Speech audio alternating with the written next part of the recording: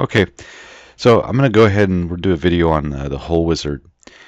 And notice I'm using SOLIDWORKS 2015. If you're using a later version, the interface is going to be slightly different, look a little bit different, but the workflow is going to be basically the same.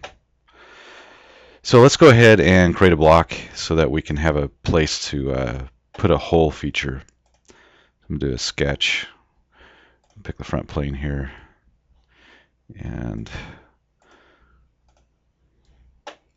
go ahead and extrude a base. We'll go 1/4 inch thick.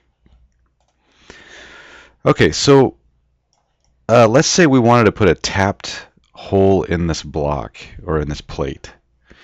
And that tapped hole, maybe we want it to be for a 632 screw. And we could look up in a machiner's handbook what a tap drill size is for the diameter and do an extruded cut.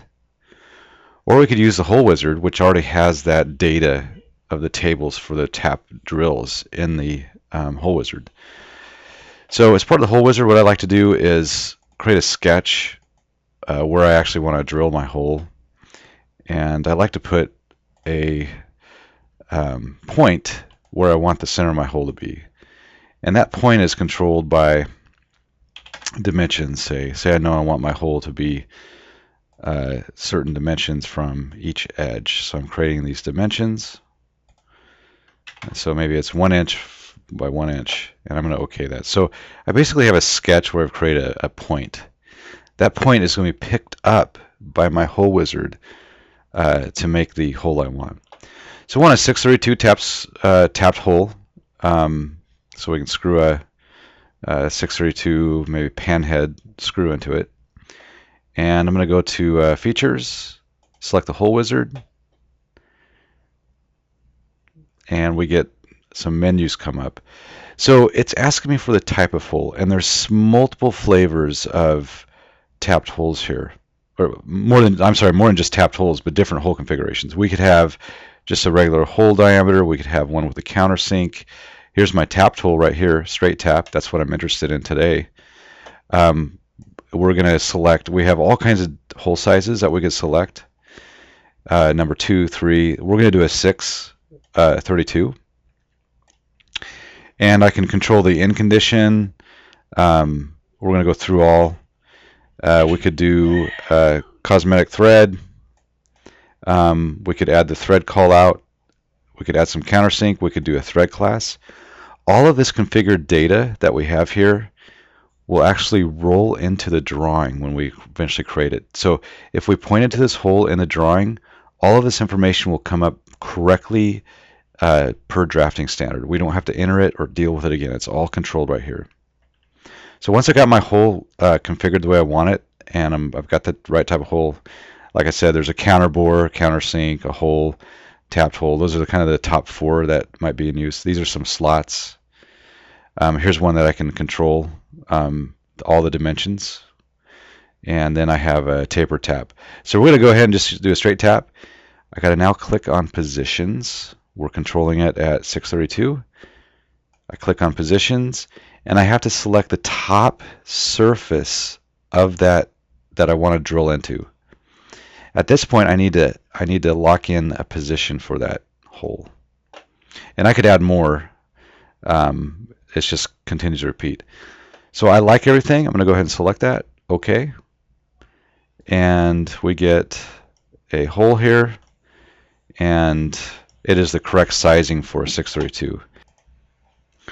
So I just wanted to also say that there's some options here for the tap type. So I could do a bottom tap, straight tap, or a tapped hole. We're just going to do a standard tapped hole.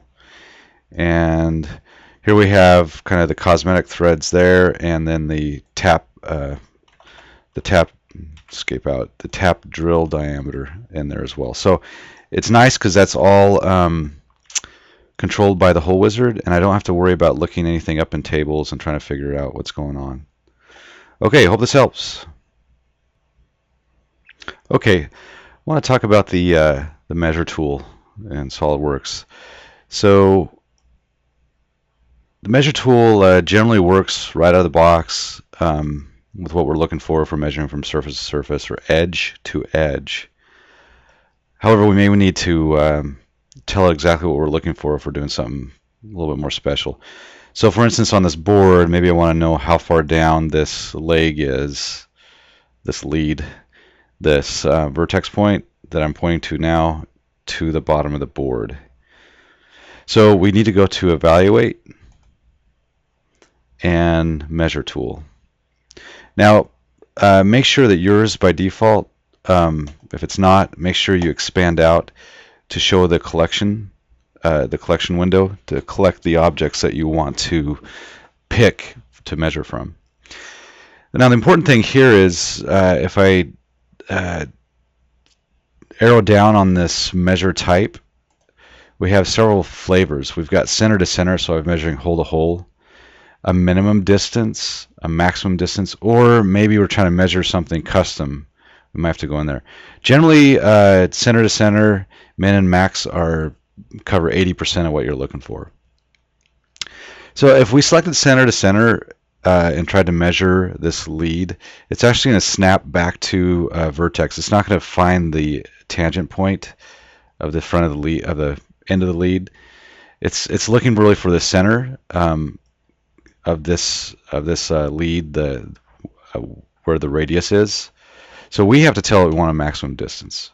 So now we're going to collect the bottom surface of the board, and then we're going to go down and find that vertex point right there.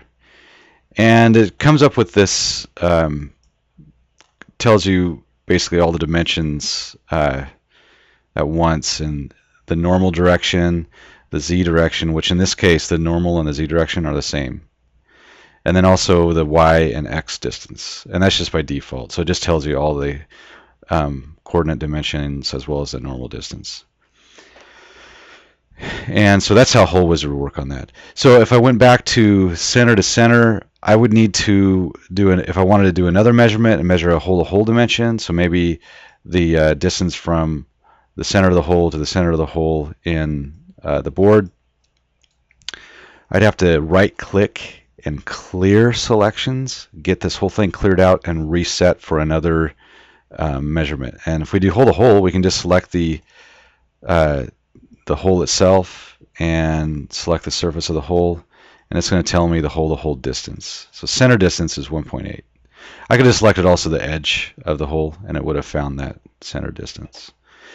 If I wanted to continue to measure, I got to clear it out by right-click, clear selections, and I can keep on measuring more geometry.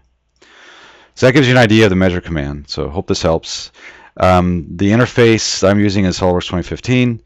Later interfaces may look a little bit different, but the functionality is more or less the same. Okay, thanks for watching.